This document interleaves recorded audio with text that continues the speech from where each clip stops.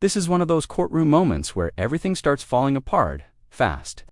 A judge clearly fed up, attorneys scrambling with no answers, and a family that seems completely out of the loop about a case involving their own minor child. But what really makes this situation explosive? The judge doesn't wait. He takes matters into his own hands, literally calling the parties from the bench. What follows is confusion, tension, and a shocking escalation that could have serious legal consequences. Stay with this, because what starts as a simple hearing quickly turns into a full-blown courtroom meltdown. Y'all called her on her voicemail. I attempted to call her yesterday, and so did my staff, Your Honor. And my understanding is Mr. Nowlin's office. What is the number?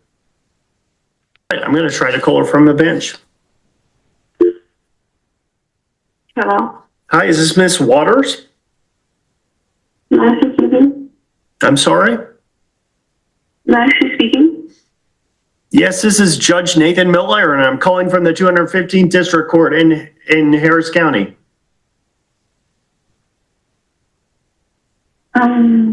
What is this regarding? A situation with your minor child, I believe. Do you have a case in Harris County?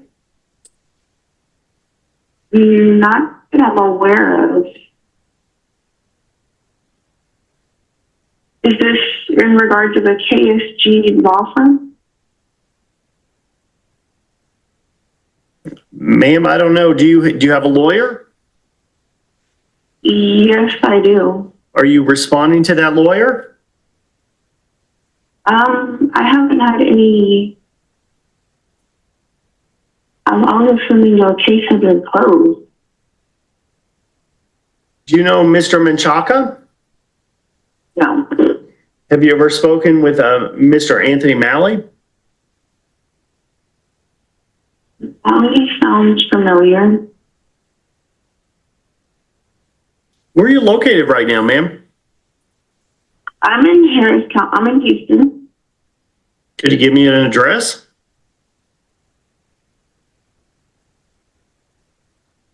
I'm not comfortable with that. Well, ma'am, I don't really care if you're comfortable. I'm calling from a court, and I'm the judge sitting on the bench. I'm trying to deal with your case to help your minor child.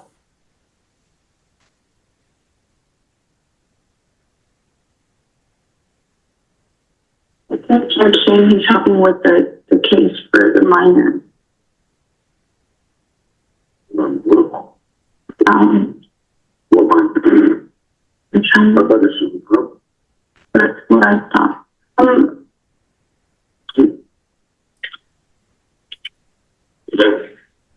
Who is this?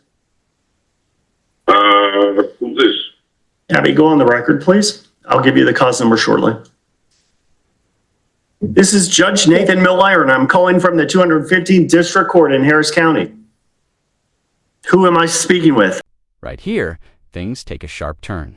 The judge is no longer just asking questions. He's asserting authority in a very direct way. In legal terms, when a court is dealing with matters involving a minor, especially guardianship or representation, compliance is not optional. The woman's hesitation to provide her address might seem reasonable from a personal safety standpoint, but in court, that reluctance can be interpreted as non-cooperation. And that's dangerous territory. What's even more interesting is the disconnect. She doesn't even seem fully aware of the case. That raises a critical question. How did legal proceedings get this far without proper communication? Is this a failure of the attorneys, or is something being intentionally ignored here? Let me know, who do you think is dropping the ball at this point? Well, if this is a case on behalf of a minor, should the lawyer be contacting us, not the judge himself? Well, the lawyers are sitting here on Zoom. They say they can't contact you. I'm trying to contact you to resolve this. Sorry for an attitude, but yeah, we weren't expecting this call. But Well, I'm sure you weren't. I wasn't expecting to make it. yes, sir. Well, what exactly do you need? I need to know where you are right now. Where are you right now? Sorry. Where are you right now? I'm at the rodeo. What's going on? What do you mean, where am I? Sir, what's your name? I'm the father of the I didn't ask who you are. I said, what's your name? Raymond Mata. And where are you at the rodeo? At the rodeo. Why does that matter, sir? Because I'm about to send the sheriff's office out to pick you up. What? I apologize. What? Hey, we just woke up. We just got done with the rodeo, and you just throwing us off, and now you're doing that. Sir, are you available tomorrow morning? No, I actually return back to work tomorrow. When are you available? I would think you would want to help your minor child. Am I wrong? Correct. But what is this? I mean, pertaining to, like, what exactly is it, sir? What's going on? Counsel, they seem to be playing stupid. Have you actually? Now this is the moment where everything escalates. When the judge threatens to send the sheriff's office, that's not just intimidation, that's a real legal enforcement mechanism. Courts have the authority to compel attendance, especially when individuals are ignoring proceedings tied to a minor's welfare. But look at the reaction there, confused, caught off guard, and completely unprepared. They're at a rodeo, just waking up, and suddenly facing the possibility of law enforcement showing up.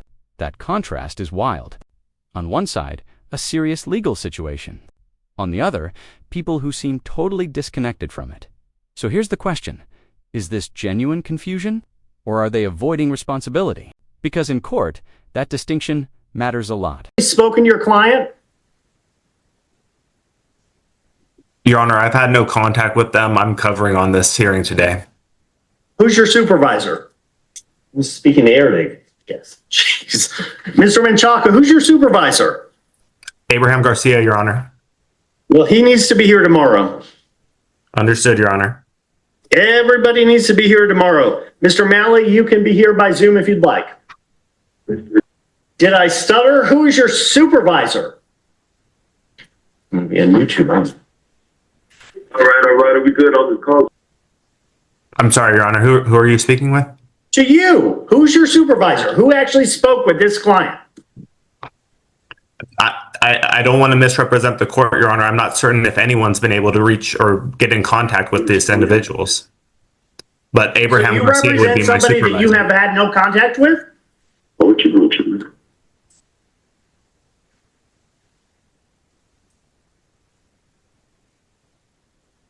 Mr. Menchaca, This right here is a major red flag end. The judge sees it immediately. An attorney appearing in court without ever having spoken to their client. That's a serious breakdown in legal representation. At minimum, it raises ethical concerns. At worst, it could jeopardize the entire case. The judge's repeated question, "Who is your supervisor?" isn't just frustration, it's accountability. He's trying to figure out who is actually responsible for this mess, because someone clearly dropped the ball. And think about the implications. If the lawyer doesn't even know the client, how can they properly represent them? How can the court trust anything being presented? This is the kind of situation that can lead to sanctions or worse. you Yes. represent somebody you've had no contact with. Your Honor, I'm covering on this hearing today. This is the first time that I've ever made an appearance in this case. I don't really give a care. Who do you represent? We represent the plaintiffs Maria Mata and the minor Raymond Mata. But you don't know if you actually represent them because you've never spoken to them. Your Honor, Y'all are ordered to appear here tomorrow at 8 a.m. Your Honor, we've all of you tried to in make person. attempts to contact them as we've stated. Sir, do not talk over me. Yes, Your Honor. Be here tomorrow at 8 a.m. in person. I'm done with this. All of you. I'm going to solve this tomorrow. Hello, sir. Yes. All right. Like I said, I just woke up. What's this pertaining to exactly?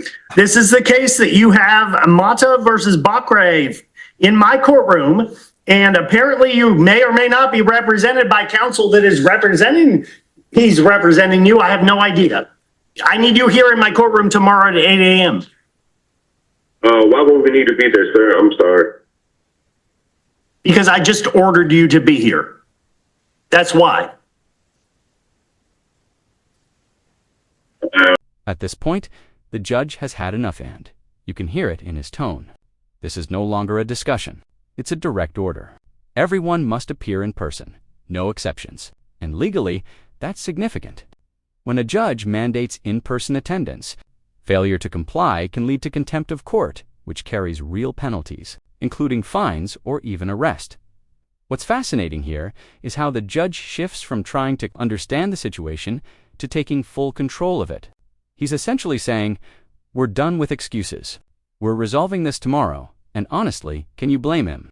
With this level of confusion, tomorrow's hearing is shaping up to be explosive. All right, I'm sorry. Well, we'll all be there, but what courtroom is that, sir?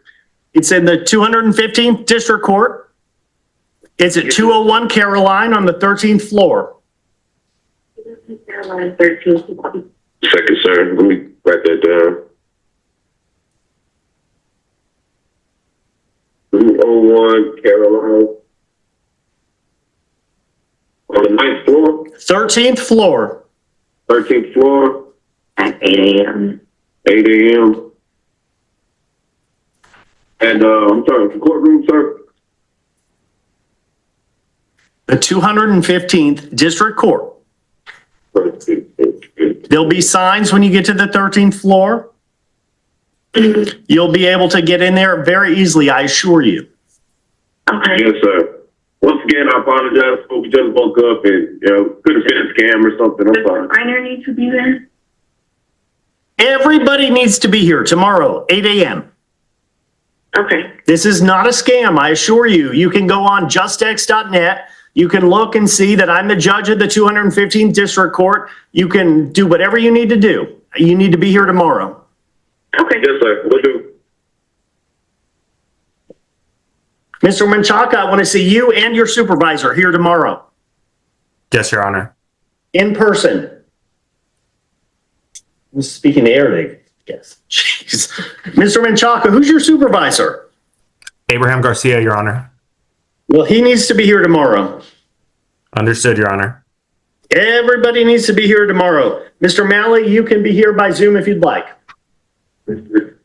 This case is a perfect example of how quickly things can spiral when communication breaks down in the legal system, especially in cases involving a minor. You've got a judge forced to step in directly, attorneys who haven't even connected with their clients, and parties who seem completely unaware of the seriousness of the situation.